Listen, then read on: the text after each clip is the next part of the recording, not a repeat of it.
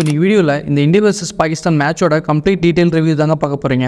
இதில் இந்தியா எங்கெங்கெல்லாம் ஸ்கோர் பண்ணாங்க, பாகிஸ்தான் எங்கெங்கெல்லாம் சொதப்பி மேட்சை இந்தாப்பா இந்தியா நீயே வச்சுக்கோ அப்படிங்கிற மாதிரி கொடுத்தாங்க. இதை எல்லாத்தையும் பார்த்துடலாம். வணக்கம், நான் உங்கள் வெற்றி. வாங்க வெடிக்கொள்ள போகலாம்.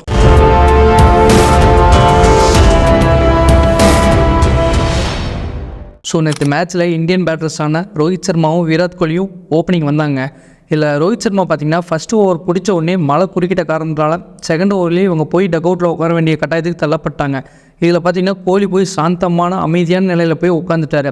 கிட்டத்தட்ட ஒரு அரை மணி நேரம் யாருக்கிட்டையுமே பேசாமல் உட்காந்தாருங்க. இது எதுக்காக இவர் பண்ணார்னா, மேட்ச்சில் இருந்து கான்சன்ட்ரேஷன் போயிடக்கூடாதுன்ட்டு. அதனால தான் யார்கிட்டையுமே பேசாமல் அமைதியாக போய் உட்காந்தார். மறுபடியும் பிரேக் முடிஞ்சு போய் பேட்டிங் ஆடுறப்ப ஆக்ரோஷமாக ஸ்டார்ட் பண்ணார். இருந்தாலும் அந்த பிச்சு கரெக்டாக இவருக்கு ஒத்துழைக்கலைங்கன்னு தான் சொல்ல முடியும். ஆல்ரெடி ஃபஸ்ட் மேட்ச்லேயும் கோலிக்கு ஃபெயிலியர், இந்த மேட்ச்லேயும் ஒரு கோலிக்கு ஃபெயிலியர். இதுக்கான மெயின் காரணமாக பார்க்கப்படுது, இது ஒரு ஆஸ்திரேலியன் பிச்சுங்க. இது ஆஸ்திரேலியாவிலேயே இந்த பிச்சை அவங்களே மேனுஃபேக்சர் பண்ணி டிரான்ஸ்போர்ட்டேஷன் வழியாக யூஎஸ்க்கு வந்து இறங்கி, அதாவது இவங்க விளையாடுறாங்க பாருங்கள் பிச்சை, இந்த பிச்சை இவங்களே ஆர்டிஃபிஷியலாக மேனுஃபேக்சர் பண்ணியிருக்காங்க. இந்த ஒரு காரணத்தினால அந்த பிச்சில் பால் பார்த்திங்கன்னா அன்னீவனாக பவுன்ஸ் ஆகுது. இந்த பிச்சில் குறிப்பாக இந்த ஹிட்டர் மாதிரி இருக்கிற பேட்ஸ்மேன் தான் நல்லா ஸ்கோர் பண்ண முடியும். உதாரணத்துக்கு இந்த ரோஹித் சர்மா, ரிஷப் பண்ட்லாம் பார்த்திங்கன்னா இவங்களும் ஓரளவுக்கு ஹிட்டர். அந்த ஒரு காரணத்தினால பாலை ஆட முடியாட்டி தூக்கி வெளியில் சிக்ஸ் அடிச்சிடுறாங்க. இந்த ஒரு காரணத்தினால தான் இவங்களால ஓரளவுக்காச்சும் ஸ்கோர் பண்ண முடியுது. ஏன்னு பார்த்தீங்கன்னா வேறு வழி இல்லை, உங்களுக்கு ஸ்ட்ரோக் பிளே இதில் கரெக்டாக ப்ராப்பராக பண்ண முடியாது. இந்த ஒரு காரணத்தினால தான் இவங்களாம் இதில் சக்ஸஸ்ஃபுல்லாக இருக்காங்க. நேற்று கோலி பார்த்தீங்கன்னா 3 பால் பிடிச்சி 4 ரன் எடுத்துகிட்டு அவுட் ஆகிட்டார்.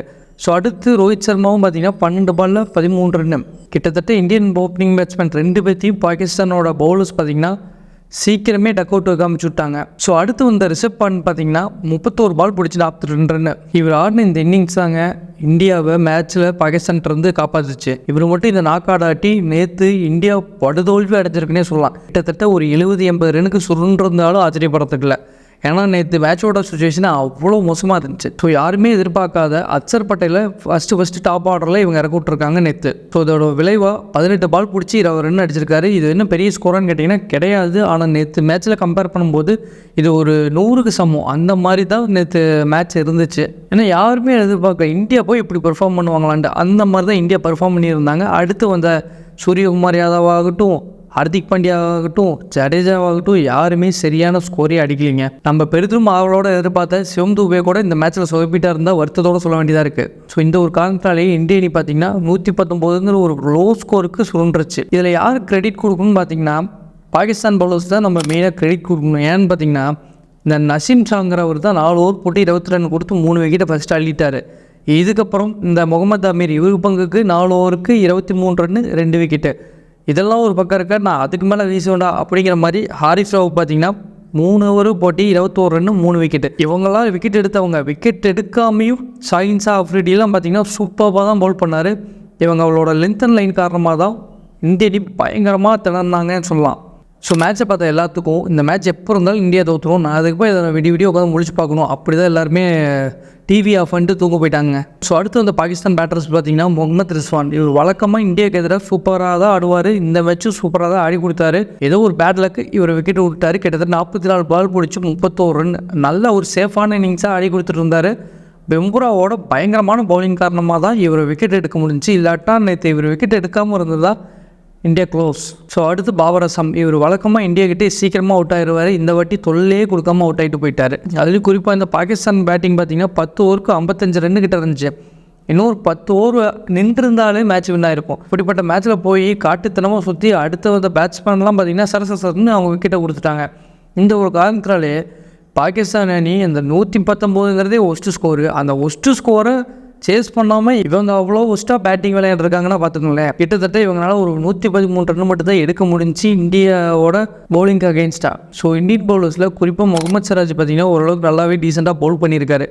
கிட்டத்தட்ட 4 ஓவர் போட்டு 19 ரன் தான் கொடுத்துருக்காரு. இது நேற்று மேட்ச்சில் ரொம்ப குரூஷியலாகவே இருந்துச்சுங்க.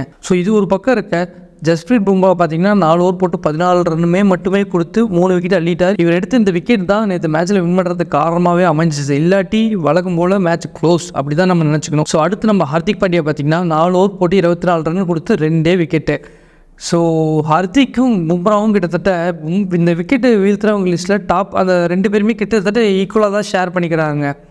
ஹர்திக் ஒரு நல்ல பேட்ஸ்மேனா அப்படின்னு கேட்டிங்கன்னா கிடையாது. ஹர்திக் ஒரு உண்மையிலுமே ஒரு நல்ல பவுலர் தான் போல இருக்குங்க. நாம் தான் ஒரு பேட்ஸ்மேன் நினச்சி நம்ம இத்தனை நாள் ஏமாந்துட்டோம்னு நினைக்கிறேன். ஏன்னா இவரோட பேட்டிங் ஸ்ட்ரென்த்தோட பவுலிங் ஸ்ட்ரென்த்தில் தான் இவர் நிறைய விக்கெட் எடுத்திருக்காரு. கிட்டத்தட்ட பும்ரா தான் வேலையே நம்பர் 1 பவுலர். அவருக்கே இவர் ஈக்குவலாக வராருன்னா அப்போ இவர் நல்ல பவுலர்னு தான் நம்ம சொல்ல முடியும். ஏன்னா பேட்டிங்கில் அடுத்தடுத்து ஹார்திக் பார்த்தீங்கன்னா தொடர்ந்து சொதப்பிட்டே இருக்காரு. ஸோ இதை வச்சு தான் நம்ம இங்கே கம்பேர் பண்ணி இவர் நல்ல ஒரு பவுலர்னு நம்ம சொல்கிறோம். ஸோ அடுத்து ஜடேஜாவும் அக்சரும் பார்த்தீங்கன்னா ஒரு டீசெண்டான பவுலிங் தான் வெளிப்படுத்துகிறாங்க. இந்த ஒரு கான்ட்ராலே பார்த்தீங்கன்னா பாகிஸ்தான் அணி கம்ப்ளீட்டாக சுருண்டு வேறு வழியே இல்லாமல் தோற்று போக வேண்டிய கட்டாயத்தை தள்ளப்பட்டாங்க. ஸோ இந்த மேட்சை இந்தியா ஜெயிச்சதுக்கு முழுக்க கிரெடிட்டை நம்ம பாகிஸ்தானோட பேட்டிங்க்கு தான் நம்ம கொடுக்கணும். ஏன்னா அவங்க மட்டும் இந்த அளவுக்கு ஒரு மோசமாக சொதப்பாமல் இருந்ததா கண்டிப்பாக இந்தியா வின்னாயிருக்க வாய்ப்பே இல்லை. அதுலேயும் இப்போ இருக்கிற T20 பேட்ஸ்மேன்ஸ் ரொம்ப அதிரடியாக ஆடுற இடத்துல இந்த 119 ஒரு பெரிய ஸ்கோரே இல்லை. கரெக்டாக? சரிங்க, நம்ம இந்த வீடியோட எட்டிங் விட்டோம். இந்த வீடியோ உங்களுக்கு பிடிச்சிருந்துச்சுன்னா மறக்காமல் எனக்கு ஒரு லைக்கை போடுங்க. அப்போ தான் நிறைய பேர்த்துக்கிட்ட போய் இந்த வீடியோ காமிக்கும். நாளைக்கு நான் சூப்பரான வீடியோ நம்ம பார்க்குறேன். நன்றி, வணக்கம், வெற்றி.